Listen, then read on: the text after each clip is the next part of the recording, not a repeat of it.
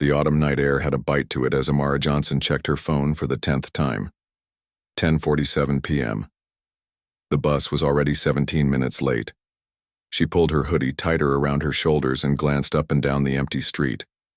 The library where she'd been studying for her biology exam had closed at 10:30, and the librarian had offered her a ride home, but Amara had politely refused.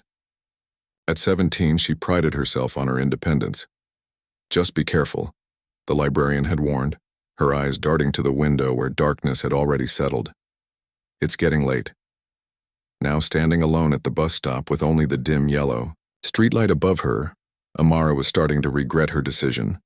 The neighborhood wasn't dangerous during the day, but at night, the shadows between buildings seemed to stretch and deepen. She adjusted the plaid skirt she wore over her jeans. A fashion choice her friends had teased her about, but one she stubbornly maintained. "It's called personal style," she'd told them with a laugh. Tonight the extra layer was practical too, adding warmth against the chill. Her phone buzzed. A text from her mom. "Are you on the bus yet?" Amara typed back quickly.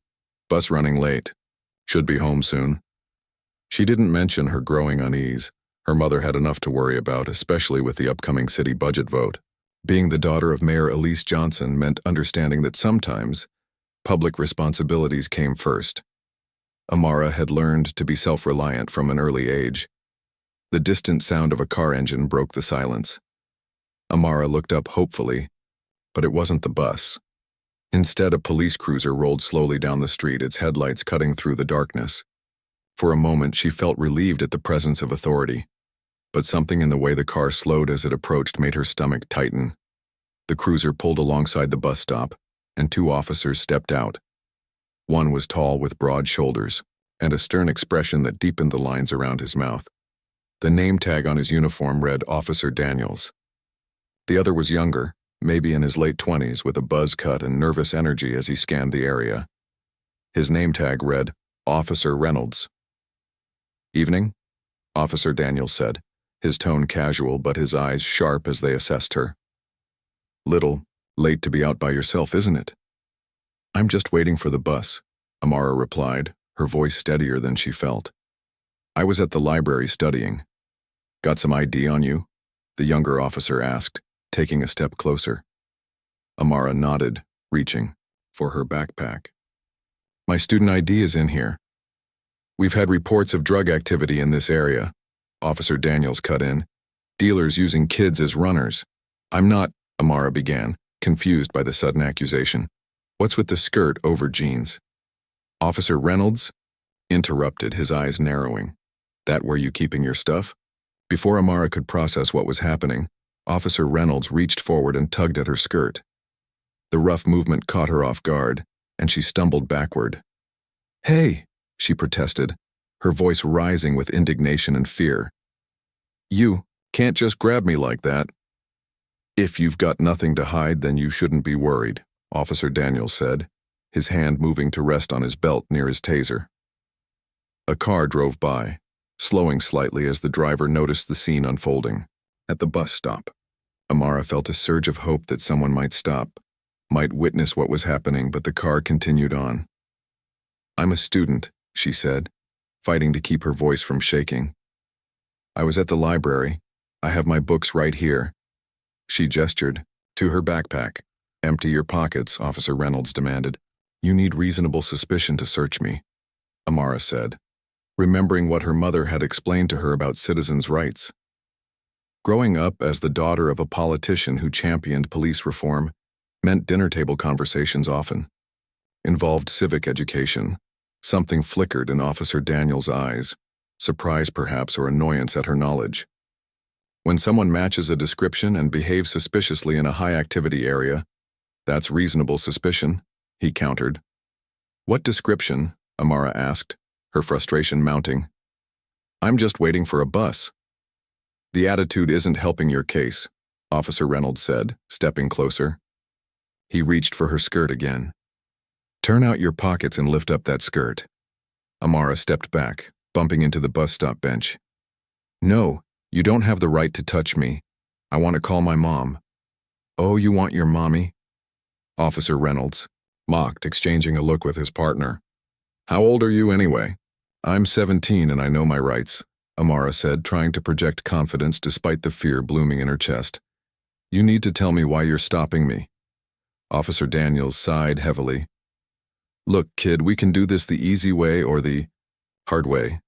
We've got reports of someone in a hoodie and skirt selling drugs at this bus stop. That's you. So either cooperate or we're going to have to detain you while we figure this out." Amara felt tears of frustration building, but she blinked them back. Crying wouldn't help. She noticed a middle-aged woman across the street who had stopped to watch. The woman had her phone out, pointed in their direction. Was she recording?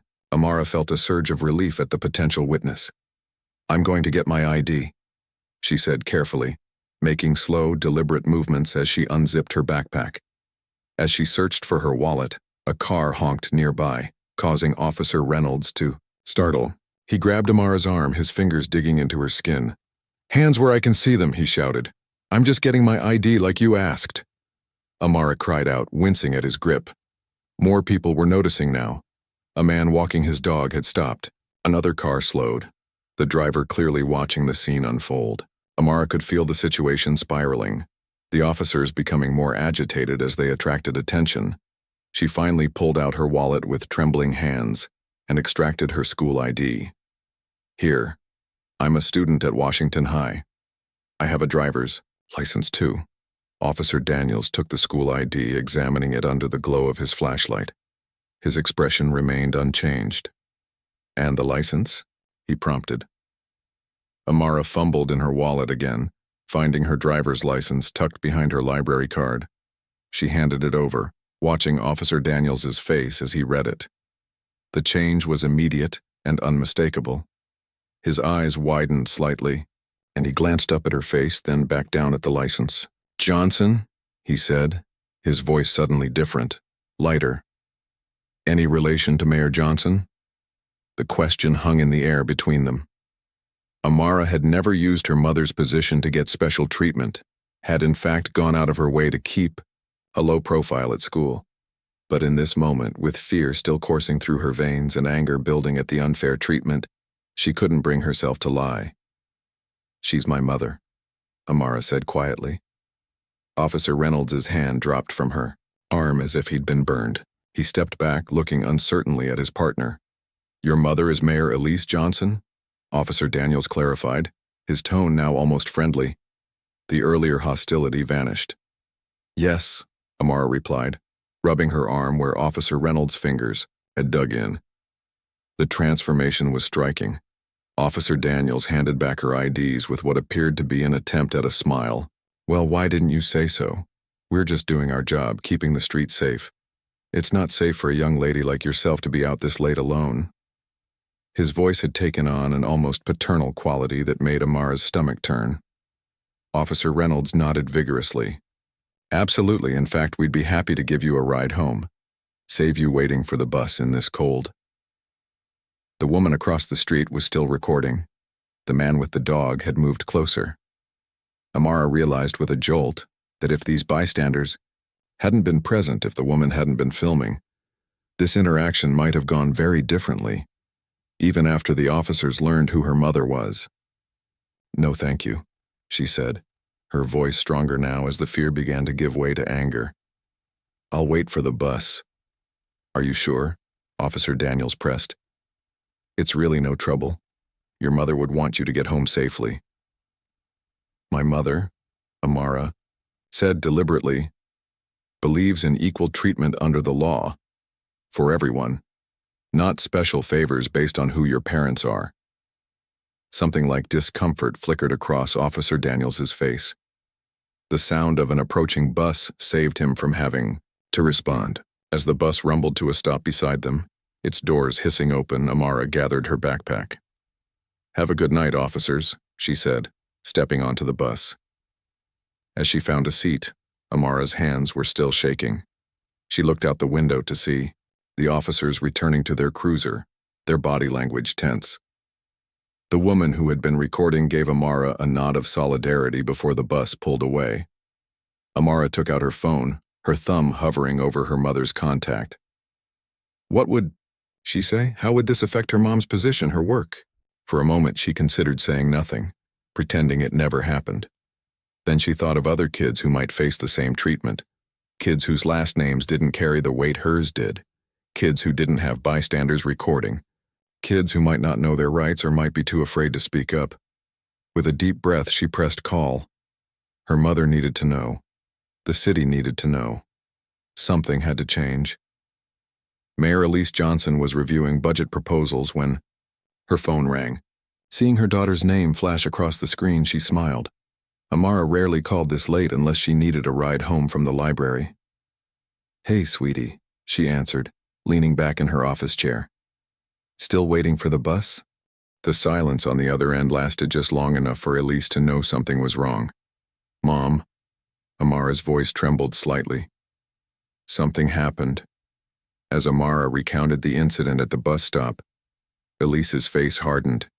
She'd built her political career fighting against exactly this type of policing, the kind that saw her daughter as suspicious simply for existing in public space while black.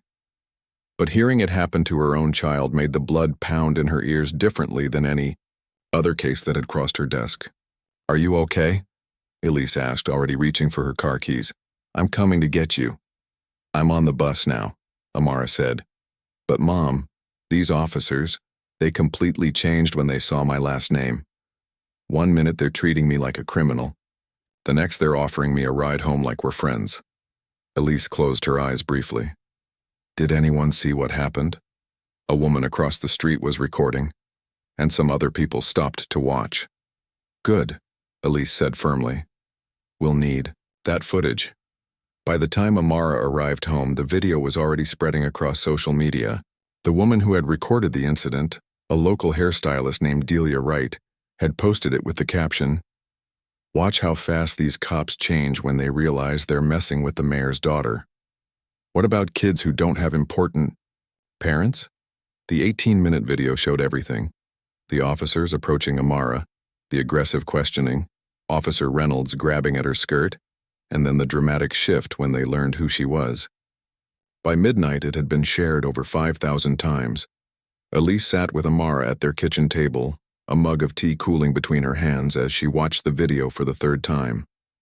Her daughter sat across from her, shoulders slumped with exhaustion. "I didn't want to use your name," Amara said quietly. "I never do, but I was scared." Elise reached across the table and squeezed her daughter's hand. "You did nothing wrong. Nothing." Her phone buzzed with a text from her chief of staff, Thomas. "Video going viral. Police Chief Winters requesting emergency call. Press already, asking for comment." Elise showed the message to Amara. "This is going to get complicated, you know that, right?" Amara nodded, twisting a braided lock of hair around her finger, a nervous habit she'd had since childhood. "Will you have to recuse yourself or something? Because it's me?" "No," Elise said firmly. "But I'll have to be very careful about how I handle this. There are people who will say I'm only acting because it's my daughter, and others who'll say I should be tougher because it's personal." "What would you do if it wasn't me?" Amara asked. The question hung in the air between them, heavy with implication. Both knew there were countless similar incidents that never made headlines, never prompted emergency calls from the police chief. "I'd want justice," Elise finally said. "But justice looks different from victim to victim." Amara's phone lit up. With notifications, friends who recognized her in the video were texting, calling, leaving voicemails. She turned it face down on the table. "I don't want to talk to anyone right now." Elise nodded, understanding. "You should try to get some sleep. Tomorrow's going to be a long day." But sleep didn't come easily for either of them. As Amara tossed in her bed, replaying the incident in her mind, Elise was on the phone with Police Chief Winters, who had already identified the officers in the video as Robert Daniels, a 15-year veteran, and Kevin Reynolds, who had been with the department for just under 3 years. "I want them both on administrative leave pending investigation," Elise said, her voice leaving no room for negotiation. "And I want the body cam footage from both officers by morning." "Madam Mayor," Chief Winters began, his tone cautious. "I understand your concern as a mother." "Don't," Elise cut him off. Don't try to separate me into the mayor and the mother. I'm both. And in both roles, I expect our officers to follow proper procedure and treat all citizens with respect. I would say the same if this had happened to anyone else's child. By sunrise, the story had exploded. Local news vans parked outside the Johnson home, and Amara's school principal called to say reporters were already gathering at the school gates. Elise made a quick decision. "You're staying home today," she told Amara over breakfast, "and I'm working from here this morning." Amara picked at her toast. "Is this going to mess up your re-election?" The question hit Elise like a physical blow. Her daughter was worried about her political career when she should be processing her own trauma. "Don't worry about that. Not for 1 second." The doorbell rang, followed by a familiar knock.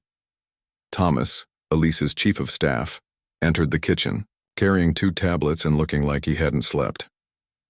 "Morning, Amara," he said gently before turning to Elise. "We need to get ahead of this." For the next hour, they crafted a statement while Amara retreated to the living room, scrolling through her phone with growing unease. The video had now been viewed over 100,000 times, with some national outlets picking up the story. What disturbed her most were the comments. Some people expressed outrage, calling for the officers to be fired. Others defended the police, saying they were just doing their job in a high-crime area. A few particularly vicious comments suggested Amara had deliberately baited the officers to create a political opportunity for her mother. "Mom," she called out, "people think I set this up." Elise and Thomas came into the living room. Elise took the phone from Amara's hand and scanned the comments, her expression darkening. "Ignore them," she said, though her tone suggested she was finding it hard to follow her own advice. What matters is what actually happened. The body cam footage arrived mid-morning, and the 3 of them watched it together in Elise's home office. The footage corroborated the bystander video but provided even clearer audio of the exchange. "I've reviewed the footage," Chief Winter said when Elise called him. "I agree there are concerns about how the stop was conducted." "Concerns?" Elise repeated, her voice dangerously quiet. "My 17-year-old daughter was physically grabbed while waiting for public transportation. Officer Reynolds put his hands on her without consent or probable cause. The only reason it didn't escalate further was because of her last name." "I'd call those more than concerns, Chief." By noon, both officers had been placed on administrative leave, and the police department had issued a statement saying they were reviewing the incident. It wasn't enough, and Elise knew it. As she prepared for a press conference scheduled for 2 p.m., Amara sat on the edge of her mother's bed, watching her apply makeup with practiced precision. "I want to come with you," Amara said suddenly. Elise paused, mascara wand in midair. "Are you sure? You don't have to do this." "I know," Amara said. "But if I don't show up, people will think I'm hiding because I did something wrong. Or they'll think you're keeping me away because there's something about the story that isn't true." Pride swelled in Elise's chest alongside a deep ache for her daughter's lost innocence. At 17, Amara was already learning to navigate the harsh realities of public perception and political strategy. "Okay," she said. "But you don't have to speak if you don't want to." The press conference was held on the steps of City Hall. As Elise and Amara arrived, they were met by a crowd of supporters holding signs that read, "Justice for Amara" and "Police the Police." Across the street, a smaller group of counter-protesters waved thin blue line flags. Thomas guided them through a side entrance to avoid the press gauntlet. Inside, he briefed them on the latest developments. The union's already pushing back, saying the officers followed protocol for a suspected drug area, he said. "But we've got the footage, and it's clear they didn't have reasonable suspicion for the search." Elise nodded, squeezing Amara's hand. "Ready?" Amara took a deep breath. "Ready." As they stepped out onto the City Hall steps, camera flashes erupted. Elise approached the podium with Amara slightly behind her, standing tall despite the nervous flutter in her stomach. "Good afternoon," Elise began, her voice steady. "Last night my daughter Amara was waiting for a bus after studying at the public library when she was approached by 2 police officers who proceeded to harass and physically handle her without cause. The crowd grew silent as Elise continued, outlining the facts of the incident with the precision of someone who had spent years in public service. She announced an independent investigation and promised transparency throughout the process. I speak to you today not just as the mayor of this city, but as a mother who is heartbroken that her child experienced this trauma. And I speak to you as a Black woman who understands that what happened to Amara happens to young people across our city every day. Young people whose parents aren't the mayor, who don't have the power to call a press conference or demand body cam footage. When Elise finished her statement, she stepped back and looked at Amara, silently asking if she wanted to speak. Amara hesitated, then stepped forward to the microphone. "I didn't want to be here today," she began, her voice soft but clear. "I didn't want any of this attention. But last night made me realize that I have a voice many others don't. Those officers changed how they treated me the second they saw my mom's name. That's not right. That's not justice." As Amara spoke, her voice grew stronger. "I was lucky. I had people watching. I had my ID. I knew my rights. But what about all the other kids who don't have those things? What happens to them?" The question lingered in the air as Amara stepped back. Somewhere in the crowd, someone began to clap. The applause spread, growing louder, drowning out the shouted questions from reporters. Mother and daughter stood together on the steps of City Hall, united in purpose if shaken by circumstance. The video that had exposed their private trauma to public scrutiny had also created an unexpected platform. The question now was what they would do with it. The rain started just as Elise and Amara left City Hall, fat droplets splattering against the pavement and sending reporters scrambling for cover. Thomas ushered them into the waiting car, shielding them with his umbrella while keeping the press at bay. "You both did great," he said, sliding into the front passenger seat. "Social media's exploding." In the back seat, Amara leaned her head against the cool window, watching raindrops race down the glass. The adrenaline that had carried her through the press conference was fading, leaving behind a bone-deep exhaustion. "You okay?" Elise asked softly, reaching for her daughter's hand. Amara nodded without looking away from the window. "Just tired." The truth was more complicated. Speaking out had felt right, necessary even. But now came the aftermath, and Amara wasn't sure she was ready for it. Back home, Elise made them both hot chocolate, a comfort ritual from Amara's childhood, while Thomas set up in the dining room, turning it into a makeshift command center. Amara's phone wouldn't stop buzzing with notifications, so she finally turned it off completely. "Channel 7 is running the story as their top piece tonight," Thomas reported, scrolling through his tablet. "And the hashtag #JusticeForAmara is trending nationally now." Elise nodded, watching her daughter curl up on the couch, hands wrapped around her mug. "What's the police union saying?" "They've released a statement supporting the officers, claiming they were following protocol in a known drug area." Thomas hesitated before adding, "They're also subtly questioning why Amara was out so late alone." "Victim blaming," Elise muttered. "Predictable." "The body cam footage is what's really driving this," Thomas continued. "It's clear as day that Officer Reynolds grabbed her without cause, and their entire demeanor changed when they saw your name." Amara looked up. "Has anyone from the school said anything?" Thomas checked his notes. "Your principal issued a statement supporting you and reminding people that you were coming from a late study session at the library." "I should call Zoe and Ty," Amara said, referring to her two closest friends. "They've probably been trying to reach me all day." While Amara made her calls from her bedroom, Elise and Thomas continued strategizing. "The independent investigation will take at least 2 weeks," Thomas said. "In the meantime, we need to be careful. The police chief is walking a fine line. He can't throw his officers under the bus, but he knows this looks bad." "I want to meet with community leaders tomorrow," Elise said. "The Black Student Union at the university, the Community Action Network, the Eastside Neighborhood Association. This isn't just about Amara. This is about a pattern." "Already on it," Thomas assured her. "And the city council members have been calling all day. Most are supportive, but Councilman Porter is already framing this as you pushing a personal agenda." Elise scoffed. Porter would find a way to oppose me if I suggested the sky was blue. It's also worth noting, Thomas said, more gently, that the timing of all this with the vote on the police oversight bill coming up next month. I know, Elise sighed. It's politically complicated, but I can't think about that right now. I need to focus on what's right. Upstairs, Amara had finally reconnected with her friends. Zoe had watched the press conference live and was full of fierce support. Ty, whose older brother had had his own run-in with Officer Daniels 2 years ago, was less surprised by what had happened.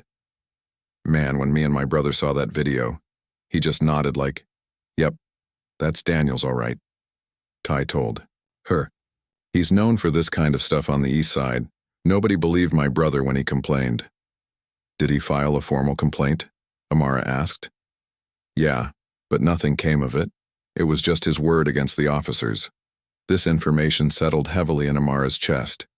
How many others had faced similar or worse treatment without a viral video to back up their stories?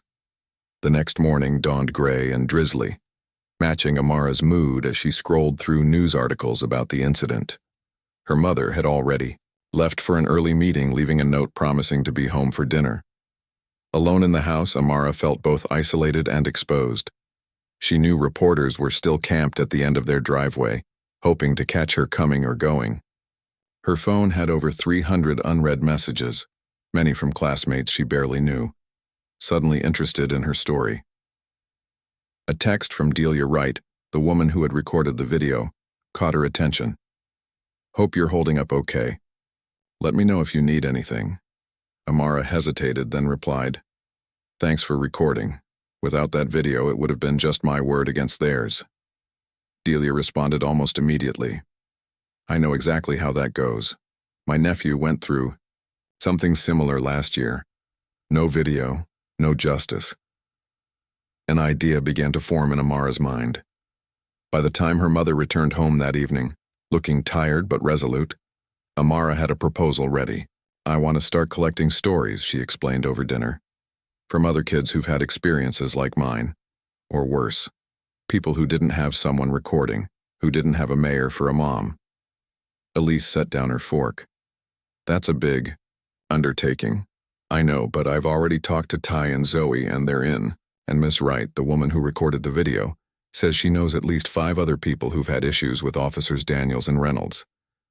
"What would you do with these stories?" Elise asked carefully. "Document them. Create a record. That can't be ignored. Maybe a website or social media page. We could use first names only or keep people anonymous if they want. But the point is to show this isn't a one-time thing, it's a pattern." Elise studied her daughter's face, noting the determination that had replaced yesterday's exhaustion. "You know this could get messy. People will question your motives, try to discredit the stories." "I know," Amara said, "but I have to do something, using my voice like you always taught me." The next day, while Elise attended a tense meeting with Police Chief Winters and City Council members, Amara met with Zoe, Ty, and 3 other students from her school's Black Student Union in her family's living room. They sat in a circle, laptops open, planning their approach. "We need a name," said Lily, a quiet junior with a gift for graphic design. "How about Witness?" suggested Andre, Ty's cousin and a senior. "Because it's about bearing witness to these experiences." "I like that." Amara nodded, simple but powerful. By the time Elise returned home, the teens had created a basic website template and drafted an open letter inviting submissions. They had also set up a secure form where people could share their experiences anonymously if they chose. Elise reviewed their work, impressed by their thoroughness and sensitivity. "You've thought this through," she acknowledged, "but I need you all to understand something." She looked at each young face in turn. "These stories may involve active police officers. There could be legal implications. You need to be very careful about how you present this information." The teenagers exchanged glances, sobered by her words. "We're not trying to get anyone in trouble," Amara said. "We just want people to be heard." "I know, sweetheart, and it's important work, but it's also complicated." Elise sat down with them. "Let me help you do this right." With Elise's guidance, they refined their approach. being careful to focus on experiences rather than accusations, patterns rather than individuals. By the end of the week, they were ready to launch. Meanwhile, the official investigation into Amara's incident continued. Officer Reynolds, the younger officer who had grabbed Amara's skirt, had been interviewed twice. Officer Daniels, the veteran, had retained a union lawyer and was sticking to his statement that they had been responding to legitimate reports of drug activity in the area. The body cam footage had been released publicly, fueling more outrage and debate. Talk radio hosts and news commentators dissected every second, every word. Some focused on Amara's attitude, suggesting she could have avoided the whole incident by being more cooperative. Others pointed out that the officers had no legitimate reason to stop her in the first place, let alone physically handle her. City council meetings became heated affairs, with public comment periods stretching for hours as residents lined up to speak about police practices, racial profiling, and community trust. Many shared their own stories of problematic encounters. Some brought up the pending police oversight bill, arguing that this incident proved its necessity. A week after the press conference, as Amara was preparing to launch the Witness website, she received an unexpected visitor. Delia Wright arrived at their door with a young man in his early 20s. "This is my nephew, Devin," she explained. "He had a run-in with Officer Daniels last year. I thought maybe he should tell you about it directly." Devin was hesitant at first, shifting his weight from foot to foot as he sat in the Johnsons' living room. But once he started talking, the story poured out. Being pulled over for a broken tail light that wasn't actually broken, having his car searched without consent, being made to sit on the curb for over an hour while Officer Daniels called in H. "When I filed a complaint, nothing happened," Devin concluded. "It was like shouting into a void."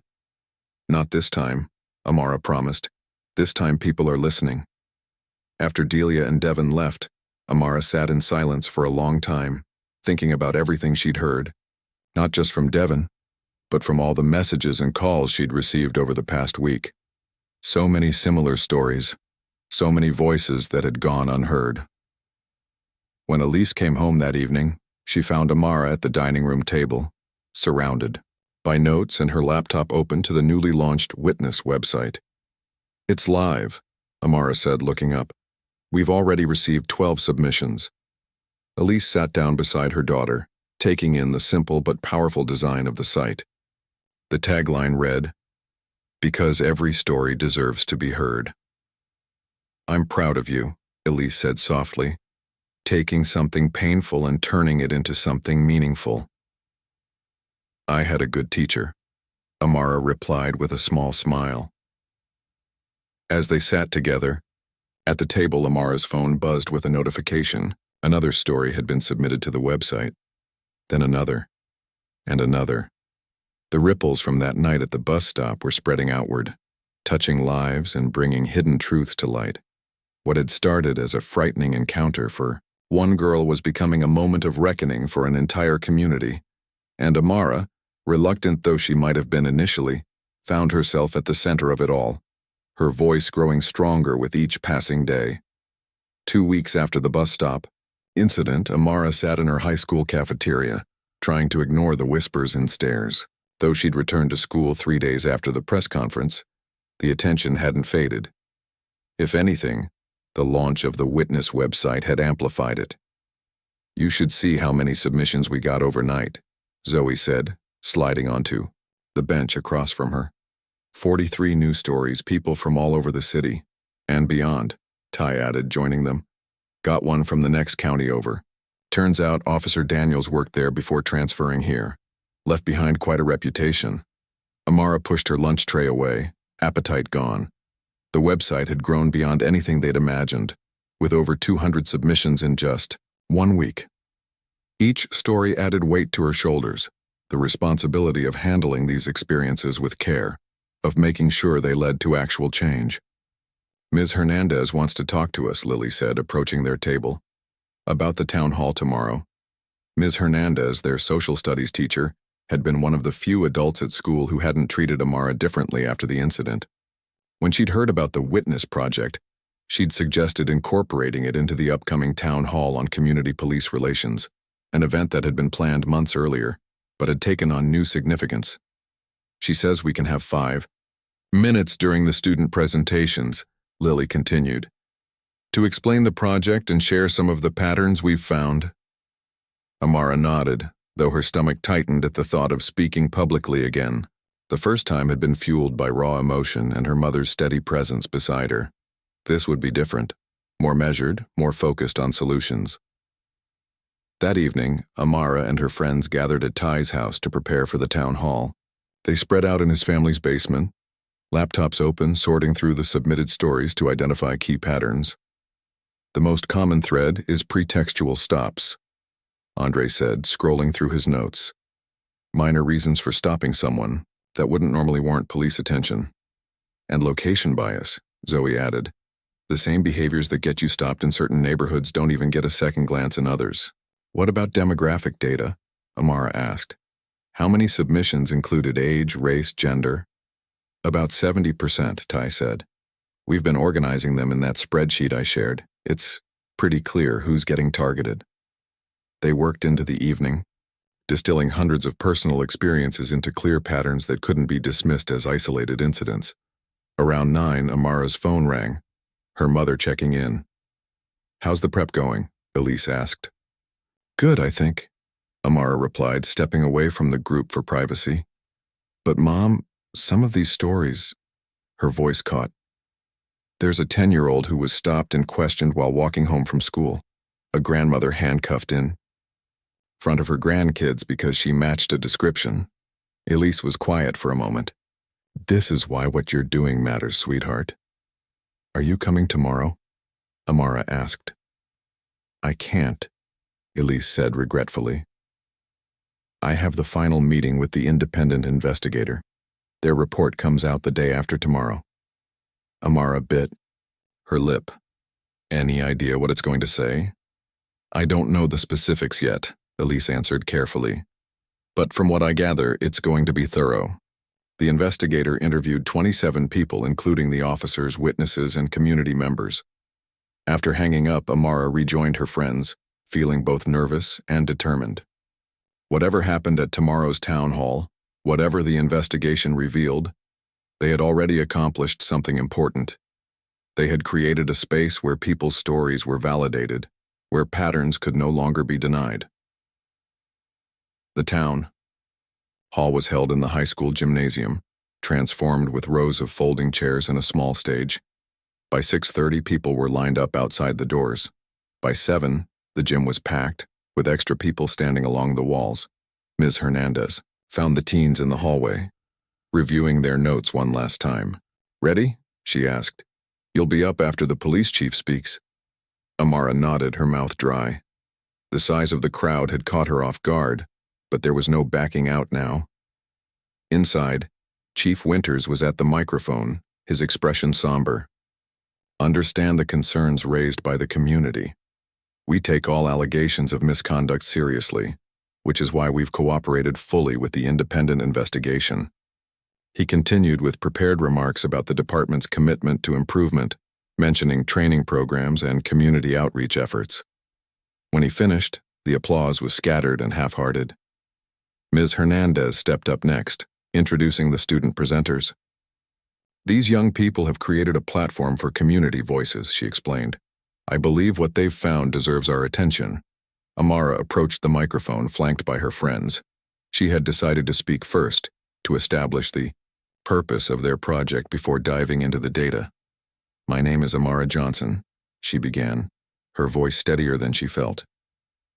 2 weeks ago, I was stopped by police officers while waiting for a bus. They grabbed my clothing without cause and treated me like a criminal, until they realized who my mother was. She paused, letting the words settle. That experience was frightening and humiliating. But I soon realized something worse, that this happens to people in our community every day. People who don't have the platform I have, people whose stories don't make the news. Amara gestured to her friends. So we created Witness, a place where people could share their experiences. In just 1 week, we've received over 200 submissions. Ty stepped forward then, taking over to present their findings. Using simple charts they'd created, he highlighted the patterns they'd discovered. The disproportionate targeting of young people of color, the concentration of aggressive stops in certain neighborhoods, the frequent lack of explanation or probable cause. As they presented, Amara watched the audience. Some nodded in recognition. Others looked uncomfortable or skeptical. Chief Winters, seated in the front row, maintained a neutral expression, though she noticed him taking notes. Zoe spoke, next sharing anonymized excerpts from some of the submissions. She chose accounts that spanned different ages, neighborhoods, and circumstances, emphasizing the commonalities in how people were treated. By the time Andre concluded their presentation with recommendations, including better documentation of stops, clearer guidelines for pat-downs and searches, and a more accessible complaint process, the gymnasium had fallen completely silent. "We're not anti-police," Amara said, returning to the microphone for their closing remarks. "We're pro-community. We believe our city deserves policing that protects everyone equally, that treats everyone with dignity. The stories we've collected suggest we're not there yet, but we believe we can get there together." The applause that followed was thunderous, with many people rising to their feet.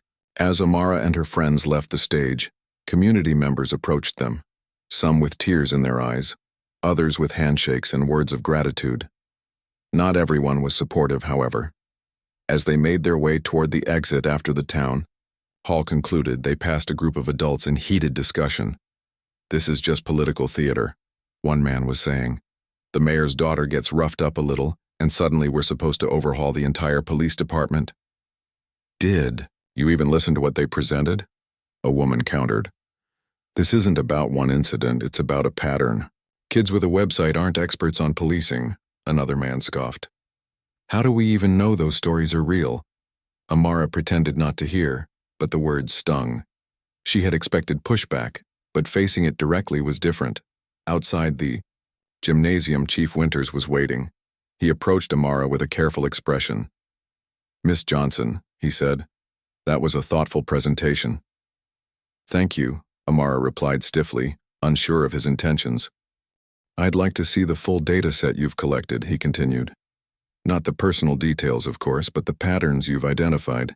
It could be informative for our department." Amara exchanged glances with her friends. "We'd be willing to share our analysis," she said finally, "as long as it's used to create real change, not just for a press release." The chief nodded. "The independent investigation report will be released tomorrow. I think you'll find it addresses many of the concerns you raised tonight." He paused. "Your project has already had an impact. Officers are talking, some are defensive, others are reflecting. Either way, they're not ignoring it." After he walked away, Ty let out a low whistle. "Did the police chief just admit you're making a difference?" "Maybe," Amara said cautiously, "but let's see what that report actually says tomorrow." The next morning, Amara woke to her phone buzzing incessantly. The independent investigation report had been released ahead of schedule, and it was more damning than anyone had expected. The investigator had found that Officers Daniels and Reynolds had violated multiple departmental policies, had a history of similar complaints, and had displayed clear bias in their treatment of Amara until learning her identity. More surprisingly, the report also revealed a pattern of inadequate supervision and follow-up on previous complaints about both officers. It recommended disciplinary action, additional training, and significant changes to the department's oversight procedures. By the time Amara arrived at school, the report was all anyone could talk about. Students who had been wary of approaching her before now asked questions about the Witness Project. Teachers who had awkwardly avoided the topic suddenly wanted to discuss it in class. During lunch, Amara slipped away to call her mother. "Have you seen it?" she asked when Elise picked up. "I'm reading it now," Elise replied. "It's thorough. What happens next?" "The police commission will meet to decide on disciplinary actions for the officers," Elise explained. "And the city council has called a special session to discuss the policy recommendations." "Will anything actually change?" Amara asked, voicing the doubt that had lingered despite her public optimism. "Some things will," Elise said honestly. "Others will take more time and more pressure.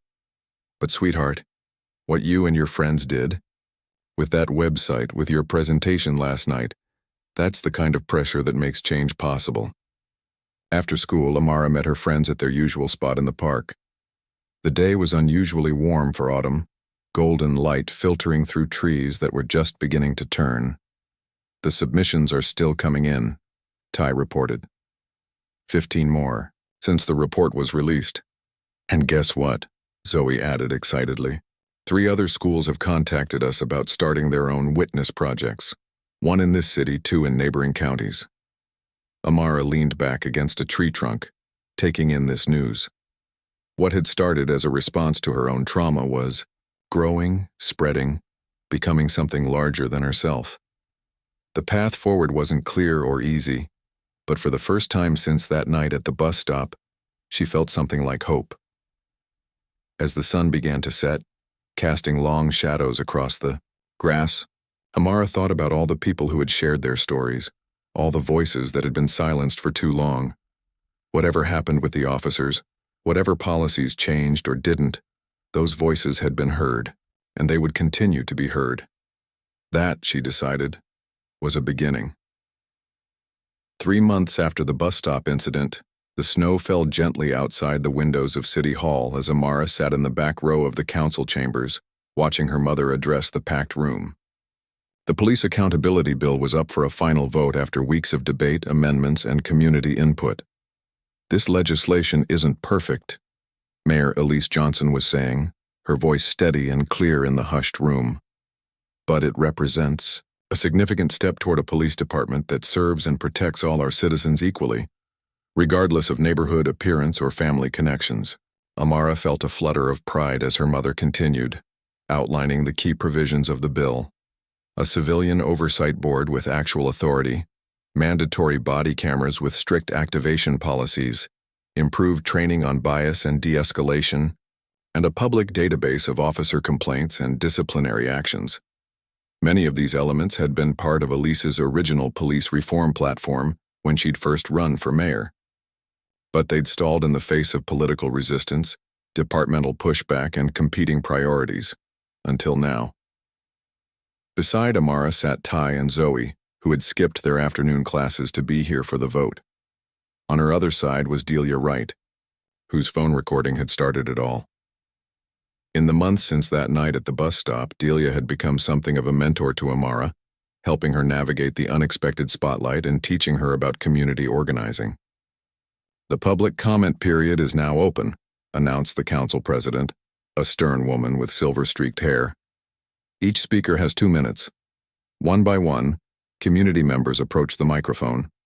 Many spoke in favor of the bill, sharing personal experiences with police that echoed the stories collected on the Witness website. Others, including several retired officers, expressed concerns about hampering police effectiveness or creating unnecessary bureaucracy. Amara had chosen not to speak today. This was about more than her experience now. It was about the hundreds of stories they'd collected, the patterns they'd identified, and the community momentum they'd built. As the final speaker concluded, the council president called for the vote. Amara held her breath as each council member's name was called. The first vote split along predictable lines, the progressive members in favor, the more conservative members opposed. Everything would come down to Councilman Rodriguez and Councilwoman Chen, who had been undecided until the end. "Councilman Rodriguez?" called the clerk. Rodriguez cleared his throat. "I've struggled with this decision," he admitted, "but after hearing from so many constituents, particularly young people in my district, I vote yes." Amara squeezed Zoe's hand. Just one more vote needed. "Councilwoman Chen?" Chen looked around the chamber slowly. "I've been on the Public Safety Committee for 8 years. I've always supported our police department, and I continue to do so. But supporting our officers means holding them to the highest standards." She paused. "I vote yes." The chamber erupted in cheers and applause. Ty jumped to his feet, pumping, his fist in the air. Delia wrapped an arm around Amara's shoulders. We did it, Amara whispered, tears stinging her eyes. We actually did it. After the final administrative details were handled, Elise found her way to Amara through the crowd of well-wishers and reporters. Congratulations, Mom, Amara said, hugging her tightly. This is your victory too, Elise replied, her eyes shining with pride and exhaustion. 3 months of nonstop work, community meetings, and political negotiations had taken their toll. None of this would have happened without you and your friends. Outside City Hall, snow was still falling, turning the late afternoon into a peaceful twilight. Reporters called out questions as Elise and Amara descended the steps, but Thomas, ever the protective chief of staff, kept them at bay. Just one statement, he told the press. The mayor will hold a proper press conference tomorrow. Elise addressed the gathered reporters briefly, thanking the council members who had supported the bill and the community members who had advocated for it. As she spoke, Amara spotted a familiar face at the edge of the crowd. Officer Reynolds, the younger of the 2 officers from that night. Their eyes met briefly before Reynolds looked away. He was back on duty now, though assigned to desk work rather than patrol. The disciplinary process had resulted in a month's suspension without pay and mandatory retraining. Officer Daniels, with his longer history of complaints, had faced harsher consequences, termination from the force. He was currently appealing the decision. Amara had mixed feelings seeing Reynolds there. The independent investigation had revealed that he had been on the force less than 3 years and had largely been following his senior partner's lead that night. During his disciplinary hearing, he had expressed what seemed like genuine remorse, not just for the public relations disaster but for how he had treated her. Still, she wasn't ready to forgive entirely. Maybe someday, but not yet. That evening, the Johnsons hosted a small celebration at their home. Thomas was there, along with Amara's core group of friends who had worked on the Witness Project, Delia and her nephew Devin, and a few key community leaders who had helped push the bill forward. As they gathered around the dining room table laden with pizza and sodas, Thomas raised his glass. To making change happen. To being heard, added Delia. To what comes next, Amara said quietly. Later, as the party wound down, Amara found herself sitting on the back porch with Ty and Zoe, despite the cold. They had wrapped themselves in blankets and were watching their breath-form clouds in the freezing air. Have you decided about the interview? Ty asked, referring to a national news program that had requested to feature Amara and the Witness Project. Amara shook her head. Still thinking about it. Part of me wants to reach more people, help other communities start similar projects. But another part just wants to be a normal teenager again, Zoe guessed. Yeah, Amara admitted. Is that selfish? Not at all, Ty assured her. You've done more than enough already.